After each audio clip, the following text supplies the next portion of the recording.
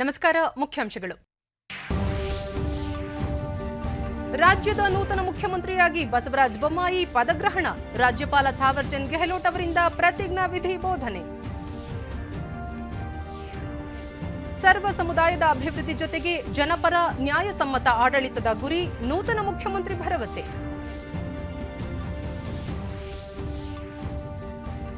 America ಕಾರ್ಯದರ್ಶಿ Antony Blinken Bharat ಭೇಟಿ. ಪ್ರಧಾನಿ ಮತ್ತು ವಿದೇಶಾಂಗ ಸಚಿವರೊಂದಿಗೆ ದ್ವಿಪಕ್ಷೀಯ ಬಾಂಧವ್ಯ ಕುರಿತು ಚರ್ಚೆ. ಹಾಗೂ ಒಲಿಂಪಿಕ್ಸ್ ಕ್ರೀಡಾಕೂಟ, PV Sindhu pre quarter final ಪ್ರವೇಶ.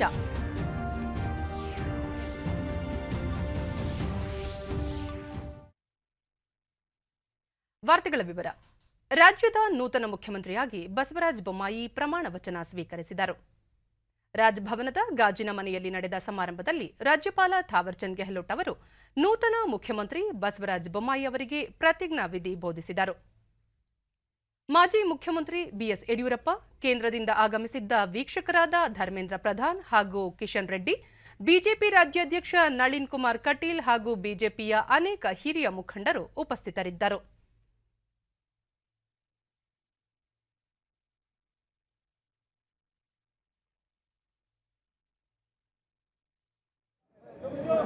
ಕಲ್ಯಾಣಕ್ಕಾಗಿ ಅವರ ಅನುಭವದಿಂದ ಏನು ಕಾರ್ಯಕ್ರಮಗಳನ್ನು ರೂಪಿಸಿದ್ದಾರೆ ಅವೆಲ್ಲವನ್ನೂ ಕೂಡ ಅನುಷ್ಠಾನ ಮಾಡುವಂಥದ್ದು, ಹಣಕಾಸಿನ ನಿರ್ವಹಣೆ ಮಾಡುವಂಥ, ಬಡ ಜನರ ಪರವಾಗಿರುವಂಥ, ಎಲ್ಲರಿಗೂ ನ್ಯಾಯಸಮ್ಮತವಾದಂಥ ಒಂದು ಆಡಳಿತವನ್ನು ಕೊಡಬೇಕನ್ನುವಂಥ ಒಂದು ಸಂಕಲ್ಪವನ್ನು ಮಾಡಿದ್ದೇನೆ. ಪ್ರತಿಯೊಂದು ವಿಚಾರದಲ್ಲಿ ಸನ್ಮಾನ್ಯ ಬಿ ಎಸ್ ಯಡಿಯೂರಪ್ಪನವರ ಒಂದು ಮಾರ್ಗದರ್ಶನದಲ್ಲಿ ಮುಂದೆ ನಡೀತೇನೆ, ಕೆಲಸವನ್ನು ಮಾಡ್ತೇನೆ.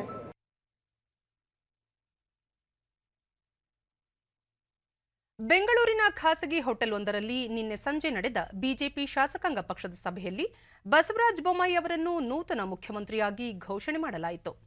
ಬಳಿಕ ಅವರು ರಾಜ್ಯಪಾಲ ಥಾವರ್ ಚಂದ್ ಗೆಹ್ಲೋಟ್ ಅವರನ್ನು ಭೇಟಿಯಾಗಿ ಸರ್ಕಾರ ರಚನೆಗೆ ಹಕ್ಕು ಮಂಡಿಸಿದ್ದರು.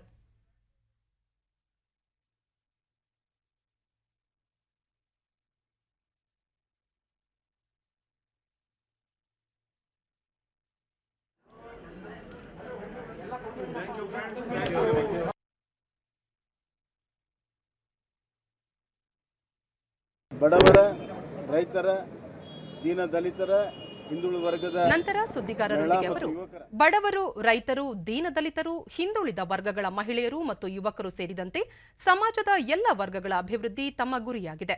ಹಣಕಾಸಿನ ಉತ್ತಮ ನಿರ್ವಹಣೆಯೊಂದಿಗೆ ಜನಪರವಾದ ಹಾಗೂ ನ್ಯಾಯಸಮ್ಮತದ ಆಡಳಿತ ನೀಡುವ ಸಂಕಲ್ಪ ಮಾಡಿದ್ದೇನೆ ಎಂದು ತಿಳಿಸಿದರು. ಎಲ್ಲರಿಗೂ ನ್ಯಾಯಸಮ್ಮತವಾದಂಥ ಒಂದು ಆಡಳಿತವನ್ನು ಕೊಡಬೇಕನ್ನುವಂಥ ಒಂದು ಸಂಕಲ್ಪವನ್ನು ಮಾಡಿದ್ದೇನೆ. ಪ್ರತಿಯೊಂದು ವಿಚಾರದಲ್ಲಿ ಸನ್ಮಾನ್ಯ ಬಿ ಎಸ್ ಯಡಿಯೂರಪ್ಪನವರ ಒಂದು ಮಾರ್ಗದರ್ಶನದಲ್ಲಿ ಮುಂದೆ ನಡೀತೇನೆ, ಕೆಲಸವನ್ನು ಮಾಡ್ತೇನೆ.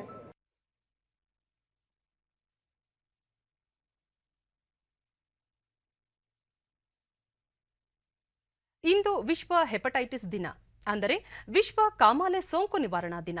ಈ ದಿನದ ಅಂಗವಾಗಿ ದೆಹಲಿಯಲ್ಲಿಂದು ಆಯೋಜಿಸಿದ್ದ ವಿಶೇಷ ಕಾರ್ಯಕ್ರಮದಲ್ಲಿ ಲೋಕಸಭಾ ಸ್ಪೀಕರ್ ಓಂ ಬಿರ್ಲಾ ದೇಶದಲ್ಲಿ ಕಾಮಾಲೆ ಸೋಂಕು ಸರ್ವನಾಶಕ್ಕೆ ಪ್ರತಿಯೊಬ್ಬರೂ ಸಂಕಲ್ಪ ತೊಡಬೇಕಿದೆ ಎಂದು ಕರೆ ನೀಡಿದರು. ಪ್ರತಿಯೊಬ್ಬರೂ ತಮ್ಮ ದೇಹದಲ್ಲಿ ಪ್ರಮುಖ ಅಂಗವಾಗಿರುವ ಪಿತ್ತಜನಕಾಂಗ ಆರೋಗ್ಯದ ಕುರಿತು ಕಾಳಜಿ ಮತ್ತು ಮುಂಜಾಗ್ರತೆ ವಹಿಸಬೇಕಿದೆ. ಇದರ ಆರೋಗ್ಯಕ್ಕೆ ಸಂಬಂಧಿಸಿದಂತೆ ಸಾರ್ವಜನಿಕರಲ್ಲಿ ಜಾಗೃತಿ ಮೂಡಿಸುವುದು ಅಗತ್ಯವಿದೆ ಎಂದು ಓಂ ಬಿರ್ಲಾ ಹೇಳಿದರು. व्यापक संकट हमारे स्वास्थ्य पर आएगा और इसीलिए मुझे डॉक्टर सलीम साहब कई बार चर्चा करते रहते हैं कि हेपेटाइटिस बीमारी के बारे में अज्ञानता का अनुभव होता है. प्रारंभिक रूप के इसकी लक्षण की जानकारी भी नहीं मिलती और इसके लक्षण की जब जानकारी मिलती है तो बहुत देरी हो जाती है और जिसके कारण अपने स्वास्थ्य पर एक गंभीर संकट हो जाता है. और इसीलिए आज का विषय हेपेटाइटिस कैन नॉट वेट. हमें इस बीमारी के निवारण के लिए तत्काल उपाय करना है, जन जागरूकता लानी है, सजगता और सतर्कता बरतनी है और इसके लिए हमारे प्रयास सबसे आवश्यक है। संयुक्त राष्ट्र संघ ने भी 2030 तक विश्व में हेपेटाइटिस वायरल को समाप्त करने का एक लक्ष्य रखा है। भारत ने भी 2030 तक हेपेटाइटिस बी वायरल को समाप्त करने के लक्ष्य की ओर काम कर रही है। ಶಾಂಘೈ ಸಹಕಾರ ಸಂಘಟನೆಯ ರಕ್ಷಣಾ ಸಚಿವರುಗಳ ಸಭೆಯಲ್ಲಿ ಭಾಗವಹಿಸಲು ತಜಕಿಸ್ತಾನಕ್ಕೆ ತೆರಳಿರುವ ರಕ್ಷಣಾ ಸಚಿವ ರಾಜನಾಥ್ ಸಿಂಗ್ ರಾಜಧಾನಿ ದುಶಾಂಬೆ ತಲುಪಿದ್ದಾರೆ. ಇಂದು ಅವರು ಶಾಂಘೈ ಸಹಕಾರ ಸಂಘಟನೆಗಳ ಸಭೆಯಲ್ಲಿ ಪಾಲ್ಗೊಳ್ಳಲಿದ್ದು, ತಜಕಿಸ್ತಾನದ ಅಧ್ಯಕ್ಷ ಇಮೊಮಾಲಿ ರೆಹಮೋನ್ ಅವರೊಂದಿಗೆ ಮಾತುಕತೆ ನಡೆಸಲಿದ್ದಾರೆ. ವಿಶ್ವದ ಅರ್ಧದಷ್ಟು ಜನಸಂಖ್ಯೆಯನ್ನು ಶಾಂಘೈ ರಾಷ್ಟ್ರಗಳು ಒಳಗೊಂಡಿವೆ. ಈ ಸಭೆಯಲ್ಲಿ ಅನೇಕ ಅಂತಾರಾಷ್ಟ್ರೀಯ ಪ್ರಮುಖ ವಿಷಯಗಳ ಕುರಿತು ಹಾಗೂ ಪರಸ್ಪರ ಸಹಕಾರ ಸೇರಿದಂತೆ ಅನೇಕ ವಿಚಾರಗಳ ಕುರಿತು ಸಮಾಲೋಚನೆ ನಡೆಸಲಾಗುತ್ತದೆ.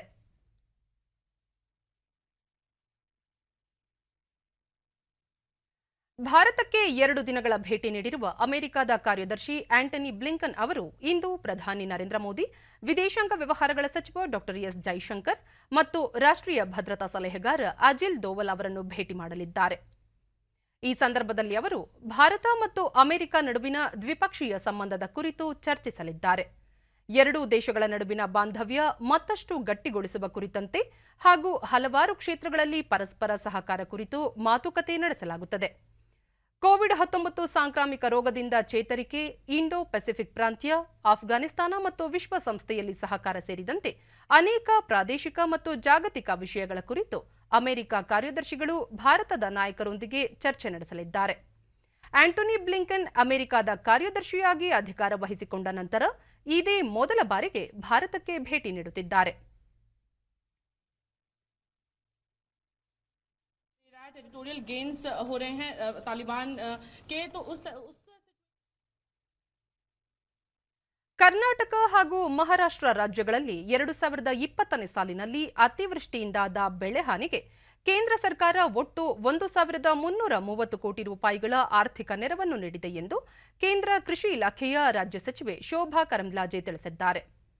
ಎಸ್ಡಿಆರ್ಎಫ್ ಮಾನದಂಡಗಳಡಿ ಕರ್ನಾಟಕಕ್ಕೆ 629.03 ಕೋಟಿ ರೂಪಾಯಿ, ಮಹಾರಾಷ್ಟ್ರಕ್ಕೆ 701 ಕೋಟಿ ರೂಪಾಯಿಗಳ ನೆರವನ್ನು ಪ್ರಧಾನಿ ನರೇಂದ್ರ ಮೋದಿ ಸರ್ಕಾರ ನೀಡಿದೆ ಎಂದು ಶೋಭಾ ಕರಂದ್ಲಾಜೆ ಟ್ವಿಟರ್ನಲ್ಲಿ ಮಾಹಿತಿ ನೀಡಿದ್ದಾರೆ.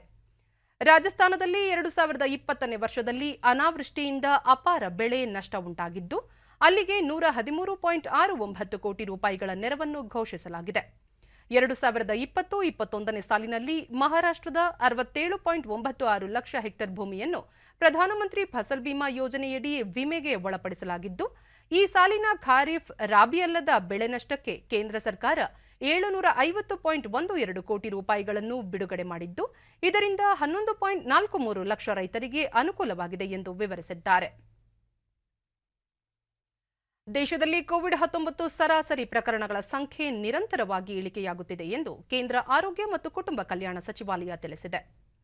ಸುದ್ದಿಗೋಷ್ಠಿಯಲ್ಲಿ ನಿನ್ನೆ ಆರೋಗ್ಯ ಮತ್ತು ಕುಟುಂಬ ಕಲ್ಯಾಣ ಸಚಿವಾಲಯದ ಕಾರ್ಯದರ್ಶಿ ಲವ ಅಗರ್ವಾಲ್ 2-3 ವಾರಗಳಿಂದ ಕ್ರಮೇಣ ಸೋಂಕಿನ ಪ್ರಕರಣಗಳಲ್ಲಿ ಇಳಿಕೆ ಕಂಡುಬರುತ್ತಿದೆ. ಪ್ರತಿದಿನ 100ಕ್ಕೂ ಅಧಿಕ ಪ್ರಕರಣಗಳನ್ನು ದಾಖಲಿಸುವ ಜಿಲ್ಲೆಗಳ ಸಂಖ್ಯೆ ಜುಲೈ 25ರ ಹೊತ್ತಿಗೆ 62ಕ್ಕೆ ಕಡಿಮೆಯಾಗಿದೆ ಎಂದು ತಿಳಿಸಿದರು. ಆದರೆ ಕೇರಳದ 7 ಜಿಲ್ಲೆ, ಮಣಿಪುರದ 5 ಜಿಲ್ಲೆಗಳು ಸೇರಿದಂತೆ ಒಟ್ಟಾರೆ ದೇಶದ 22 ಜಿಲ್ಲೆಗಳಲ್ಲಿ ಸೋಂಕು ಪ್ರಕರಣಗಳು ಹೆಚ್ಚಳವಾಗುತ್ತಿರುವುದನ್ನು ಸಚಿವಾಲಯ ಗುರುತಿಸಿದ್ದು, ಸೋಂಕಿನ ಪ್ರಮಾಣ ತಗ್ಗಿಸಲು ನಿಗಾ ವಹಿಸಲಾಗಿದೆ. ಪ್ರತಿದಿನ 15 ಲಕ್ಷಕ್ಕೂ ಅಧಿಕ ಸೋಂಕು ಪತ್ತೆ ಪರೀಕ್ಷೆ ನಡೆಸಲಾಗುತ್ತಿದೆ. ಅಮೆರಿಕ, ಫ್ರಾನ್ಸ್, ಇಟಲಿ, ಜಪಾನ್ ರಾಷ್ಟ್ರಗಳಲ್ಲಿ ಮತ್ತೆ ಸೋಂಕು ಹೆಚ್ಚಳವಾಗುತ್ತಿದೆ. ಇದು ನಮ್ಮ ದೇಶಕ್ಕೂ ಮುನ್ನೆಚ್ಚರಿಕೆಯಾಗಿದ್ದು, ಸೂಕ್ತ ಎಚ್ಚರಿಕೆ ವಹಿಸಬೇಕು, ಕೋವಿಡ್ ನಿಯಮಾವಳಿ ಪಾಲನೆ ಮಾಡಬೇಕು ಎಂದು ಅವರು ಸಲಹೆ ನೀಡಿದರು. ಮಳೆಗಾಲದಲ್ಲಿ ಸೊಳ್ಳೆಗಳಿಂದ ಬರುವ ರೋಗಗಳ ಬಗ್ಗೆಯೂ ಹೆಚ್ಚು ಕಾಳಜಿ ಅತ್ಯಗತ್ಯ ಎಂದರು.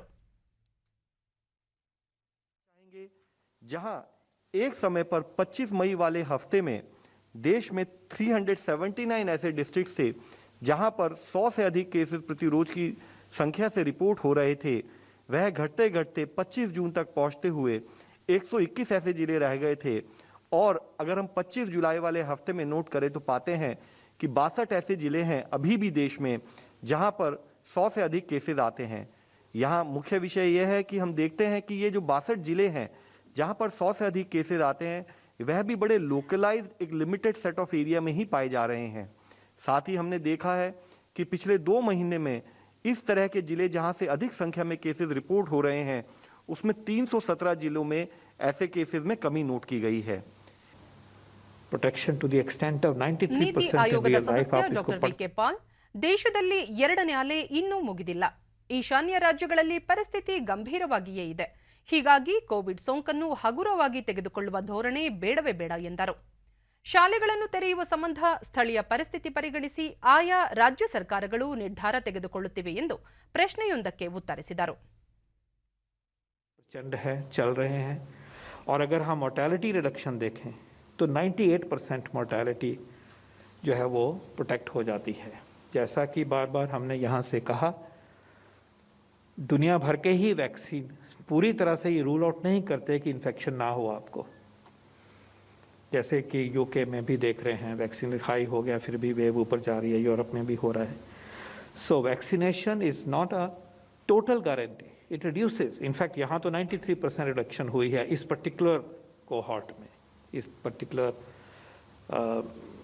समूह है जो हमारे आर्म फोर्सेस के हेल्थ केयर वर्कर्स हैं। ಪ್ರವಾಹ ಪರಿಸ್ಥಿತಿಯಿಂದ ಕಾಳಜಿ ಕೇಂದ್ರಗಳಲ್ಲಿರುವ ಜನರಿಗೆ ಕೋವಿಡ್-19ರ ಸೂಕ್ತ ನಡವಳಿಕೆ ಕುರಿತು ಜಾಗೃತಿ ಮೂಡಿಸಲು ಹಾಗೂ ಲಸಿಕೆ ಹಾಕಲು ಕ್ರಮ ಕೈಗೊಳ್ಳುವಂತೆ ರಾಷ್ಟ್ರೀಯ ಆರೋಗ್ಯ ಅಭಿಯಾನದ ನಿರ್ದೇಶಕರಾದ ಅರುಂಧತಿ ಸೂಚನೆ ನೀಡಿದ್ದಾರೆ. ಎಲ್ಲಾ ಜಿಲ್ಲೆಗಳ ಆರೋಗ್ಯ ಮತ್ತು ಕುಟುಂಬ ಕಲ್ಯಾಣ ಇಲಾಖೆಯ ಮುಖ್ಯ ಅಧಿಕಾರಿಗಳಿಗೆ ಪತ್ರ ಬರೆದಿರುವ ಅವರು, ಕೆಲವು ಜಿಲ್ಲೆಗಳಲ್ಲಿ ಭಾರೀ ಮಳೆಯಿಂದ ನೆರೆ ಹಾವಳಿ ಉಂಟಾಗಿದ್ದು ಆರೋಗ್ಯ ಸೇವೆ ನೀಡಲಾಗುತ್ತಿದೆ. ಅಲ್ಲಿ ಕೋವಿಡ್ ಸೂಕ್ತ ನಡವಳಿಕೆಗಳನ್ನು ಪಾಲಿಸಲು ಜಾಗೃತಿ ಮೂಡಿಸಬೇಕು. ರೋಗ ಲಕ್ಷಣಗಳನ್ನು ಹೊಂದಿರುವವರಿಗೆ ಪರೀಕ್ಷೆ ಮಾಡಬೇಕು ಹಾಗೂ ಸೂಕ್ತ ಚಿಕಿತ್ಸೆ ಒದಗಿಸಬೇಕು. ಕೇಂದ್ರ ಸರ್ಕಾರದ ಮಾರ್ಗಸೂಚಿ ಅನ್ವಯ ಲಸಿಕೀಕರಣವನ್ನು ನಡೆಸಬೇಕಿದ್ದು ಪ್ರತಿ ಕಾಳಜಿ ಕೇಂದ್ರದಲ್ಲಿ ಕೋವಿಡ್ ಮುನ್ನೆಚ್ಚರಿಕೆ ಕ್ರಮಗಳನ್ನು ಕೈಗೊಳ್ಳಲು ಸೂಚಿಸಲಾಗಿದೆ.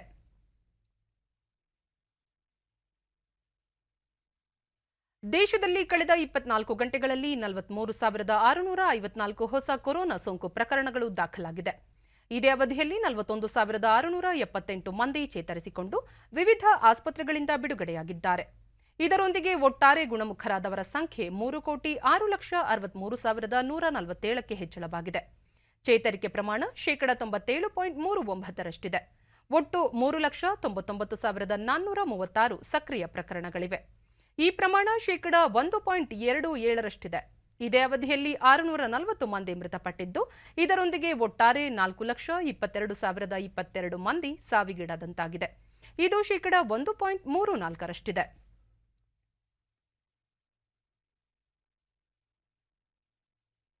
ರಾಜ್ಯದಲ್ಲಿ ಹೊಸದಾಗಿ 1,501 ಕೋವಿಡ್ ಪ್ರಕರಣಗಳು ದೃಢಪಟ್ಟಿದ್ದು, ಇದರೊಂದಿಗೆ ಒಟ್ಟು ಸೋಂಕು ಪ್ರಕರಣಗಳ ಸಂಖ್ಯೆ 28,97,664ಕ್ಕೆ ಏರಿಕೆಯಾಗಿದೆ.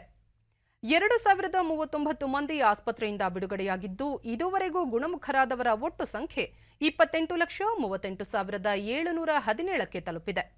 ನಿನ್ನೆ 32 ಮಂದಿ ಸಾವನ್ನಪ್ಪಿದ್ದು, ಮೃತಪಟ್ಟವರ ಸಂಖ್ಯೆ 36,437ಕ್ಕೆ ಏರಿಕೆಯಾಗಿದೆ. ಸದ್ಯ ರಾಜ್ಯದಲ್ಲಿ 22,487 ಸಕ್ರಿಯ ಪ್ರಕರಣಗಳಿವೆ ಎಂದು ಆರೋಗ್ಯ ಮತ್ತು ಕುಟುಂಬ ಕಲ್ಯಾಣ ಇಲಾಖೆ ತಿಳಿಸಿದೆ. ಬೆಂಗಳೂರಿನಲ್ಲಿ 354 ಮಂದಿಗೆ ಸೋಂಕು ತಗುಲಿದ್ದು, ಒಟ್ಟು ಸೋಂಕು ಪ್ರಕರಣಗಳ ಸಂಖ್ಯೆ 12,25,581ಕ್ಕೆ ಏರಿಕೆಯಾಗಿದೆ. 484 ಮಂದಿ ಆಸ್ಪತ್ರೆಯಿಂದ ಬಿಡುಗಡೆಯಾಗಿದ್ದು, ಇದುವರೆಗೂ ಒಟ್ಟು 12,01,693 ಮಂದಿ ಗುಣಮುಖರಾಗಿದ್ದಾರೆ. ಸದ್ಯ 8,047 ಸಕ್ರಿಯ ಪ್ರಕರಣಗಳಿವೆ. ಬೆಂಗಳೂರಿನಲ್ಲಿ 5 ಮಂದಿ ಮೃತಪಟ್ಟಿದ್ದು, ಇದುವರೆಗೂ ಒಟ್ಟು 15,840 ಮಂದಿ ಸಾವನ್ನಪ್ಪಿದ್ದಾರೆ. ಉಳಿದಂತೆ ರಾಜ್ಯದ ವಿವಿಧ ಜಿಲ್ಲೆಗಳಲ್ಲಿ ದಾಖಲಾಗಿರುವ ಸೋಂಕು ಪ್ರಕರಣಗಳ ಸಂಖ್ಯೆ ಈ ರೀತಿ ಇದೆ.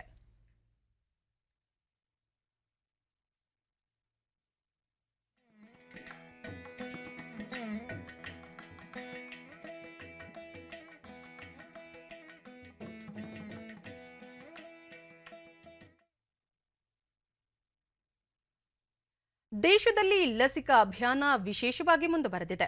ಇದರ ಪರಿಣಾಮ ವಿಶ್ವದಲ್ಲೇ ಅತಿ ಹೆಚ್ಚು ಲಸಿಕೆ ನೀಡಿರುವ ದೇಶಗಳ ಪೈಕಿ ಭಾರತ ಮುಂಚೂಣಿಯಲ್ಲಿದೆ. ಇದುವರೆಗೆ ದೇಶಾದ್ಯಂತ ಒಟ್ಟು 44,51,56,659 ಡೋಸ್ ಲಸಿಕೆ ನೀಡಲಾಗಿದೆ. ನಿನ್ನೆ ಒಂದೇ ದಿನ 40,02,358 ಮಂದಿಗೆ ಲಸಿಕೆ ನೀಡಲಾಗಿದೆ ಎಂದು ಕೇಂದ್ರ ಆರೋಗ್ಯ ಸಚಿವಾಲಯ ತಿಳಿಸಿದೆ. ದೇಶದಲ್ಲಿ ಕೊರೋನಾ ಮಾದರಿಗಳ ಪರೀಕ್ಷಾ ಸಾಮರ್ಥ್ಯದಲ್ಲಿ ನಿರಂತರ ಹೆಚ್ಚಳ ಮಾಡಲಾಗುತ್ತಿದ್ದು, ಇದುವರೆಗೂ ಒಟ್ಟು 46,09,978 ಮಂದಿಗೆ ಕೊರೋನಾ ಮಾದರಿ ಪರೀಕ್ಷೆ ನಡೆಸಲಾಗಿದೆ. ನಿನ್ನೆ ಒಂದೇ ದಿನ 17,36,857 ಮಂದಿಯ ಮಾದರಿ ಪರೀಕ್ಷಿಸಲಾಗಿದೆ ಎಂದು ಭಾರತೀಯ ವೈದ್ಯಕೀಯ ಸಂಶೋಧನಾ ಮಂಡಳಿ ಐಸಿಎಂಆರ್ ತಿಳಿಸಿದೆ. ಮಲೆನಾಡಿನಲ್ಲಿ ವ್ಯಾಪಕ ಮಳೆಯಾಗುತ್ತಿರುವ ಹಿನ್ನೆಲೆಯಲ್ಲಿ ತುಂಗಭದ್ರಾ ಜಲಾಶಯ ಭರ್ತಿಯಾಗಿದೆ. ಈ ಬಾರಿ ಒಳಹರಿವು ಹೆಚ್ಚಾಗಿರುವುದರಿಂದ ಜಲಾಶಯ ನೆಚ್ಚಿರುವ ರೈತರ ಮುಖದಲ್ಲಿ ಸಂತಸ ಕಂಡುಬಂದಿದೆ. ಇನ್ನೊಂದೆಡೆಯಲ್ಲಿ ಪ್ರವಾಸಿಗರು ಕೂಡ ಜಲಾಶಯದ ವೀಕ್ಷಣೆಗೆ ಹೆಚ್ಚಿನ ಸಂಖ್ಯೆಯಲ್ಲಿ ಆಗಮಿಸುತ್ತಿದ್ದು, ಟಿಬಿ ಡ್ಯಾಂನಲ್ಲಿ ಪ್ರವಾಸಿ ಲೋಕ ಸೃಷ್ಟಿಯಾಗುತ್ತಿದೆ. ಹಂಪಿ ಹಾಗೂ ಕಮಲಾಪುರದ ಝೂಲಾಜಿಕಲ್ ಪಾರ್ಕ್ಗೆ ಆಗಮಿಸುವ ಪ್ರವಾಸಿಗರು ತುಂಗಭದ್ರಾ ಜಲಾಶಯ ವೀಕ್ಷಿಸಿಯೇ ತಮ್ಮ ಊರುಗಳತ್ತ ತೆರಳುತ್ತಿದ್ದಾರೆ. 68,506 ಕ್ಯೂಸೆಕ್ಸ್ ಒಳಹರಿವು ಇದ್ದು 22 ಗೇಟುಗಳನ್ನು 2 ಅಡಿಗಳಷ್ಟು ಎತ್ತರಿಸಿ 68,506 ಕ್ಯೂಸೆಕ್ಸ್ ನೀರನ್ನು ಹೊರಬಿಡಲಾಗುತ್ತಿದೆ. ಇದರಿಂದಾಗಿ ವಿರೂಪಾಕ್ಷೇಶ್ವರ ದೇವಾಲಯದ ಬಳಿ ಇರುವ ಸ್ನಾನಘಟ್ಟ, ಪುರಂದರ ಮಂಟಪ ಹಾಗೂ ಚಕ್ರತೀರ್ಥ ಕೋದಂಡರಾಮಸ್ವಾಮಿ ದೇವಾಲಯ ಸೇರಿದಂತೆ ನದಿ ತಟದ ಕೆಲ ಸ್ಮಾರಕಗಳು ಜಲಾವೃತವಾಗಿದ್ದು ಪ್ರವಾಹದ ಭೀತಿ ಎದುರಾಗಿದೆ. ಡಿಡಿ ನ್ಯೂಸ್ನೊಂದಿಗೆ ಸ್ಥಳೀಯ ರಂಗಸ್ವಾಮಿ, ಮೇಲ್ಭಾಗದಲ್ಲಿ ಉತ್ತಮ ಮಳೆಯಾಗುತ್ತಿರುವುದರಿಂದ ನೀರಿನ ಹರಿವು ಹೆಚ್ಚಾಗಿದೆ. 2019ರಲ್ಲಿ ಇದೇ ರೀತಿ ನೀರಿನ ಹರಿವು ಹೆಚ್ಚಾಗಿತ್ತು. ಇದೀಗ ಮತ್ತೆ 2021ರಲ್ಲಿ ಇಂತಹ ನೀರಿನ ಹರಿವನ್ನು ಕಂಡಿದ್ದೇವೆ ಎಂದರು. ಒಣಕೆ ಗಿಂಡಿ ಆಗಲಿ ಈ ನೀರು ಹೆಚ್ಚಿನ ರೀತಿಯಾಗಿ ಬರ್ತಾ ಇದೆ. ನಿನ್ನೆಲಿಂದ ಏರ್ತಾ ಇದೆ ಮತ್ತೆ ಇಳಿತಾ ಇದೆ. ಆಮೇಲೆ ಇನ್ನೂ ಜಾಸ್ತಿ ಬಿಡ್ತೀನಿ ಅಂತ ಹೇಳಿ ಹೇಳ್ತಾ ಇದ್ದಾರೆ. ಅತಿ ಹೆಚ್ಚಾಗಿ ನೀರಿದೆ. ಇದರಿಂದನೇ ಬಹಳ ಚೆನ್ನಾಗಿ ಇದೆ ವ್ಯವಸ್ಥೆ ಇದೆ. ಜಲಾಶಯಕ್ಕೆ ಭೇಟಿ ನೀಡಿದ ರೈತ ಬಸವಣ್ಣ, ತುಂಗಭದ್ರಾ ಜಲಾಶಯದಲ್ಲಿ ನೀರು ಇದ್ದರೆ ರೈತರ ಬದುಕು ನಡೆಯುತ್ತದೆ. ಹೀಗಾಗಿ ಪ್ರತಿ ವರ್ಷ ಜಲಾಶಯಕ್ಕೆ ಆಗಮಿಸಿ ಗಂಗೆಗೆ ಕೈಮುಗಿದೆ ಗದ್ದೆ ಕಾರ್ಯ ಆರಂಭಿಸುತ್ತೇವೆ ಎಂದರು. ನೋಡಿ ಎಂಜಾಯ್ ಮಾಡಕ್ತಿದ್ವಿ, ಬಹಳ ಖುಷಿ ಆಗಿತ್ತು. ಇದರಿಂದ ಬಹಳ ಉಪಕಾರ ಇತ್ತು ನಮ್ಮ ಫ್ಯಾಮಿಲಿ. ಇನ್ನೋರ್ವ ರೈತ ಬಸವರಾಜ್, ಜಲಾಶಯ ರೈತರ ಜೀವನಾಡಿಯಾಗಿದ್ದು ಪ್ರತಿ ವರ್ಷ ತುಂಗಭದ್ರೆ ತುಂಬಿದಾಗ ವೀಕ್ಷಣೆಗೆ ಆಗಮಿಸುತ್ತಿದ್ದು, ಈ ವರ್ಷ ನಿಗದಿಗಿಂತ ಮೊದಲೇ ತುಂಬಿದೆ ಎಂದರು. ರೈತರಿಗೆ ನಮ್ಮ ತುಂಗಭದ್ರಾ ಬಳ್ಳಾರಿ ಎಲ್ಲ ನಮ್ಮ ರೈತರಿಗೆ ಬಹಳ ಖುಷಿಯಾಗಿದೆ. ಸ್ಥಳೀಯ ನಿವಾಸಿ ಗೃಹಿಣಿ ಶ್ಯಾಮಲಾ, ತುಂಗಭದ್ರಾ ಜಲಾಶಯ ಭರ್ತಿಯಾಗಿದ್ದು ಇದನ್ನು ಕಣ್ತುಂಬಿಕೊಂಡು ನೋಡಲು ಆನಂದವಾಗುತ್ತದೆ ಎಂದರು. ನೋಡೋದೆಲ್ಲವೂ ನೀರು ಜಾಸ್ತಿ ಬರ್ತವೆ. ಈ ಕಡೆ ಮಳೆ ಬಂದಾಗ ನೋಡಕ್ಕೆ ಮಾತ್ರ ಭಾಳ ಚೆನ್ನಾಗಿ, ಭಾಳ ಆನಂದ ಅನ್ಸುತ್ತೆ, ಭಾಳ ಖುಷಿ ಆಗ್ತದೆ.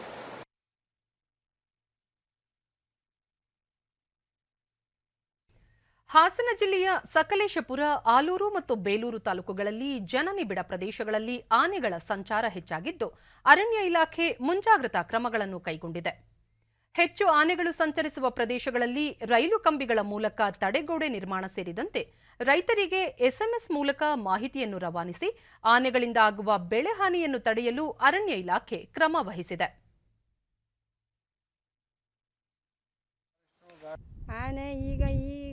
ಡಿಡಿ ನ್ಯೂಸ್ನೊಂದಿಗೆ ಸ್ಥಳೀಯರಾದ ಪಾರ್ವತಮ್ಮ, ರೈಲು ಕಂಬಿ ತಡೆಗೋಡೆ ನಿರ್ಮಿಸಿರುವುದರಿಂದ ಆನೆಗಳಿಂದ ಬೆಳೆ ಹಾನಿ ತಪ್ಪಿದಂತಾಗಿದೆ ಎಂದು ತಿಳಿಸಿದರು. ಇಲ್ಲ, ಮಲೆನಾಡು ತಟಿಯಿಂದಲೂ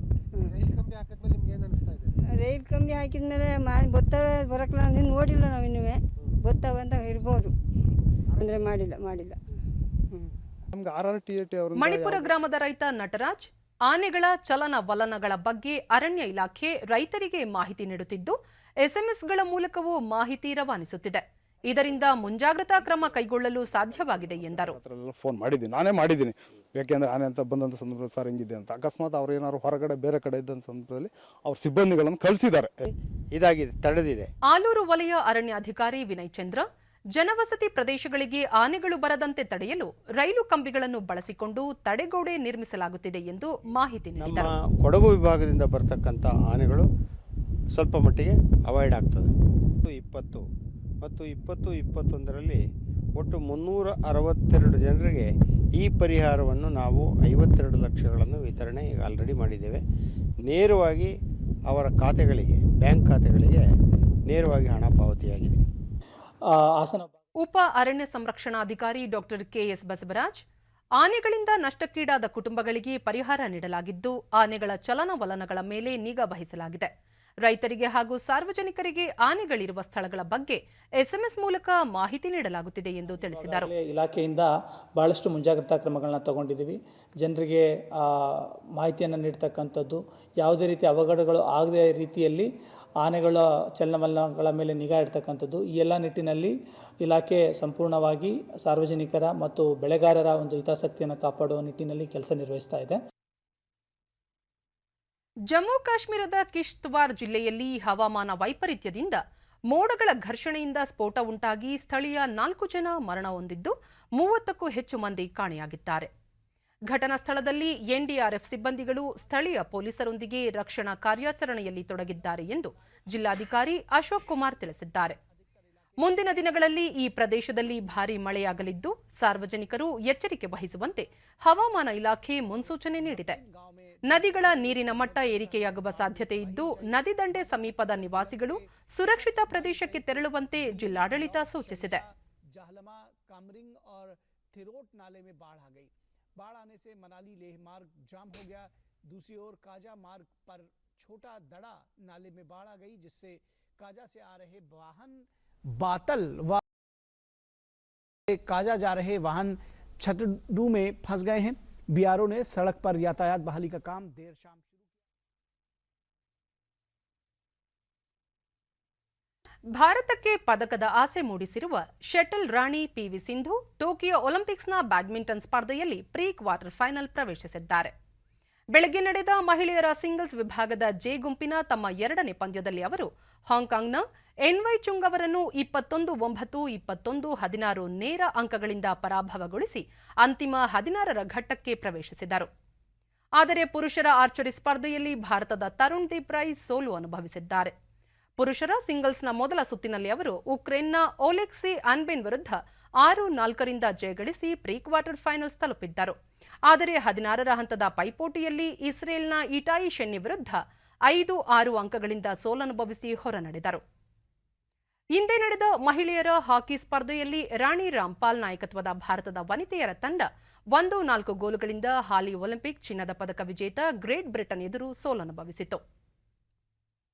ಕ್ರಿಕೆಟ್. ಭಾರತ ಮತ್ತು ಶ್ರೀಲಂಕಾ ತಂಡಗಳ ನಡುವಿನ ಮುಂದೂಡಲ್ಪಟ್ಟಿದ್ದ 2ನೇ ಟಿ20 ಕ್ರಿಕೆಟ್ ಪಂದ್ಯ ಇಂದು ಕೊಲಂಬೋದಲ್ಲಿ ನಡೆಯಲಿದೆ. ಆರ್ ಪ್ರೇಮದಾಸ ಕ್ರೀಡಾಂಗಣದಲ್ಲಿ ಭಾರತೀಯ ಕಾಲಮಾನ ಸಂಜೆ 8 ಗಂಟೆಗೆ ಪಂದ್ಯ ಆರಂಭವಾಗಲಿದೆ. ಈ ಪಂದ್ಯ ನಿನ್ನೆಯೇ ನಡೆಯಬೇಕಿತ್ತು.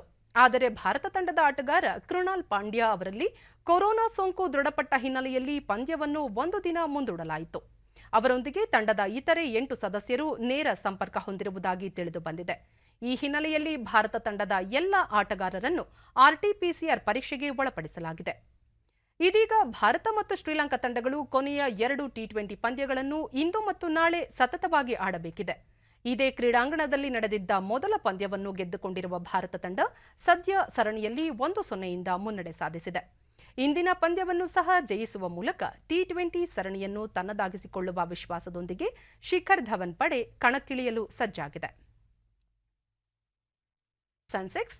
ಮುಂಬೈ ಷೇರು ಮಾರುಕಟ್ಟೆಯಲ್ಲಿಂದು ಆರಂಭಿಕ ವಹಿವಾಟಿನಲ್ಲಿ ಷೇರು ಸಂವೇದಿ ಸೂಚ್ಯಂಕ ಸೆನ್ಸೆಕ್ಸ್ 260 ಅಂಕಗಳ ಇಳಿಕೆಯೊಂದಿಗೆ 52,319ರಲ್ಲಿ ವಹಿವಾಟು ಆರಂಭಿಸಿದೆ. ರಾಷ್ಟ್ರೀಯ ಸಂವೇದಿ ಸೂಚ್ಯಂಕ ನಿಫ್ಟಿ ಸಹ 77 ಅಂಕಗಳ ಇಳಿಕೆಯೊಂದಿಗೆ 15,669ರಲ್ಲಿತ್ತು. ಅಂತಾರಾಷ್ಟ್ರೀಯ ಮಾರುಕಟ್ಟೆಯಲ್ಲಿ ಡಾಲರ್ ಎದುರು ರೂಪಾಯಿ ಮೌಲ್ಯದಲ್ಲಿ 4 ಪೈಸೆ ಏರಿಕೆಯಾಗಿ 74.43ರಷ್ಟಿದೆ.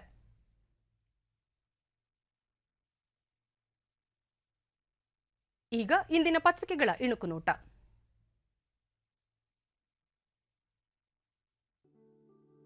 ರಾಜ್ಯಕ್ಕೆ ಬಸವರಾಜಾಧಿಕಾರ. ನೂತನ ಮುಖ್ಯಮಂತ್ರಿಯಾಗಿ ಬೊಮ್ಮಾಯಿ ಆಯ್ಕೆ, ಇಂದೇ ಪ್ರಮಾಣ ವಚನ. 75 ಗ್ರಾಮಕ್ಕೆ ಭೇಟಿ ಕೊಡಿ. ಸ್ವಾತಂತ್ರ್ಯಕ್ಕೆ 75 ವರ್ಷ ಹಿನ್ನೆಲೆ ಬಿಜೆಪಿ ಸಂಸದರಿಗೆ ಪ್ರಧಾನಿ ಸೂಚನೆ. ನರೇಗಾದಲ್ಲಿ ಕರ್ನಾಟಕವೇ ಮಾದರಿ. ರಾಜ್ಯದ 4 ಜಿಲ್ಲೆಗಳ ಮಾನವ ದಿನಗಳ ಸೃಷ್ಟಿ ಇಡೀ ಗುಜರಾತ್ಗೆ ಸಮ. ಅಂಕಲಿ ಉತ್ತರ ಭಾಗಕ್ಕೆ ಕಂಟಕವಾದ ಕೃಷ್ಣೆ. ಮಹಾರಾಷ್ಟ್ರದಲ್ಲಿ ತಗ್ಗಿದ ಮಳೆ, ಕೃಷ್ಣಾ ನದಿ ಒಳಹರಿವಿನಲ್ಲಿ ಸ್ಥಿರತೆ, ದೂದಗಂಗಾ ವೇದಗಂಗಾ 1 ಅಡಿ ಇಳಿಕೆ. ಕೊರೋನಾ ಶಾಕ್, 2ನೇ T20 ಮುಂದೂಡಿಕೆ, ಕೃನಾಲ್ ಪಾಸಿಟಿವ್, ಲಂಕಾ ಸರಣಿಯಿಂದ ಔಟ್, ಬಯೋ ಬಬಲ್ನಲ್ಲೂ ಕಾಡಿದ ವೈರಸ್. ಇವು ಇಂದಿನ ಪತ್ರಿಕೆಗಳ ಪ್ರಮುಖ ಸುದ್ದಿ. ಉಳಿದಂತೆ ಪಾಸಿಟಿವಿಟಿ ಹೆಚ್ಚಳ, ಕೇಸು ಏರಿಕೆಗೆ ಕೇಂದ್ರ ತೀವ್ರ ಆತಂಕ, 54 ಜಿಲ್ಲೆಗಳಲ್ಲಿ 10% ಪಾಸಿಟಿವಿಟಿ, 22 ಜಿಲ್ಲೆಗಳಲ್ಲಿ ಸೋಂಕು ಏರಿಕೆ. ತಗ್ಗದ ಪೆಟ್ರೋಲ್ ದರ, ಸತತ 10 ದಿನಗಳಿಂದ ಯಥಾಸ್ಥಿತಿ, ಗ್ರಾಹಕರಿಗೆ ಇಲ್ಲ ನಿರಾಳ. ಆಗಸ್ಟ್ 13ರಿಂದ ಬೆಳಗಾವಿಯಿಂದ ದಿಲ್ಲಿಗೆ ನೇರ ವಿಮಾನ ಸಂಚಾರ ಆರಂಭ. ಆಗಸ್ಟ್ 1ರಿಂದ ಎಟಿಎಂ ಸೇವಾ ಶುಲ್ಕ ದುಬಾರಿ, 9 ವರ್ಷದ ನಂತರ ಫೀ ಹೆಚ್ಚಳ, ಹಣಕಾಸು ಇತರೆ ಕ್ಷೇತ್ರಗಳಲ್ಲಿ ಕೆಲವು ನಿಯಮಗಳು ಬದಲಾವಣೆ. ಪದಕ ಭರವಸೆಯ ಹಾದಿಯಲ್ಲಿ ಹಾಕಿ ತಂಡ, ಕ್ವಾರ್ಟರ್ ಫೈನಲ್ಗೆ boxer Lovlina Borgohain, table ಟೆನಿಸ್ನಲ್ಲಿ ಈಡೇರದ medal ಕನಸು.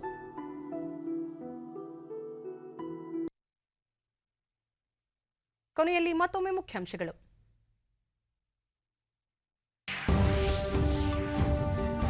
ರಾಜ್ಯದ ನೂತನ ಮುಖ್ಯಮಂತ್ರಿಯಾಗಿ ಬಸವರಾಜ ಬೊಮ್ಮಾಯಿ ಪದಗ್ರಹಣ, ರಾಜ್ಯಪಾಲ ಥಾವರ್ಚಂದ್ ಗೆಹ್ಲೋಟ್ ಅವರಿಂದ ಪ್ರತಿಜ್ಞಾ ವಿಧಿ ಬೋಧನೆ. ಸರ್ವ ಸಮುದಾಯದ ಅಭಿವೃದ್ಧಿ ಜೊತೆಗೆ ಜನಪರ ನ್ಯಾಯಸಮ್ಮತ ಆಡಳಿತದ ಗುರಿ, ನೂತನ ಮುಖ್ಯಮಂತ್ರಿ ಭರವಸೆ.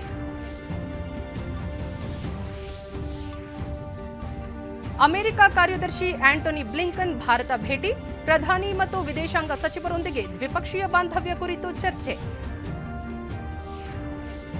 ಹಾಗೂ ಒಲಿಂಪಿಕ್ಸ್ ಕ್ರೀಡಾಕೂಟ, PV Sindhu pre quarter final ಪ್ರವೇಶ.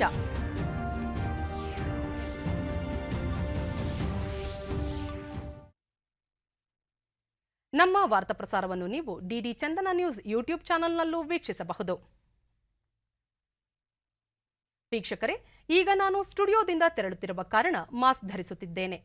ನೀವು ಸಹ ಮನೆಯಿಂದ ಹೊರಹೋಗುವ ಮುನ್ನ ಸರಿಯಾದ ಕ್ರಮದಲ್ಲಿ ತಪ್ಪದೇ ಮಾಸ್ಕ್ ಧರಿಸಿ. ವ್ಯಕ್ತಿಗತ ಅಂತರ ಕಾಪಾಡಿಕೊಳ್ಳುವುದರೊಂದಿಗೆ ನೀವು ಸುರಕ್ಷಿತವಾಗಿರಿ, ನಿಮ್ಮವರನ್ನು ಸುರಕ್ಷಿತವಾಗಿರಿಸಿ. ನೈರ್ಮಲ್ಯಕ್ಕೆ ಆದ್ಯತೆ ನೀಡುವುದರ ಜೊತೆಗೆ ಸೋಂಕು ತಡೆಗೆ ಕೋವಿಡ್-19 ಲಸಿಕೆ ಪಡೆಯುವುದು ಅಗತ್ಯ. ನಮ್ಮ ಮುಂದಿನ ವಾರ್ತಾ ಪ್ರಸಾರ ಮಧ್ಯಾಹ್ನ 1 ಗಂಟೆಗೆ. ನಮಸ್ಕಾರ.